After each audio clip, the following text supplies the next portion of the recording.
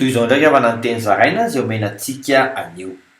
Tsy voatery ankalazaina foana ny fahasoavana voaray. Mila tandremana ny teny avoaka. Araka ny eo amin'ny Deutéronomie toko fahatelo amby roapolo andiny faha-efatra amby roapolo amin'ny anaran'i Jesosy hoe izay aleoko ny vavanao dia tandremo tanterahanao araka sitraponao ny voadinao tamin'i Jehovah ihany dia izay nolazain'ny vavanao. Raha miteny aminao ny tompo hoe aza lazalazaina ny antony nahazonao ny fahasoavana dia ajao izany.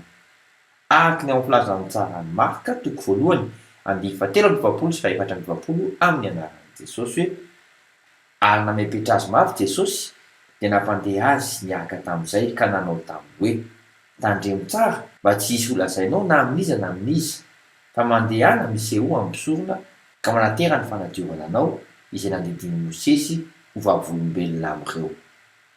Mahireza mivavaka isika raha eo ampianaro izahay andanjalanja ny teny aleoko ny vavanay amin'ny anaran'i Jesosy Kristy velona avy any Nazareta.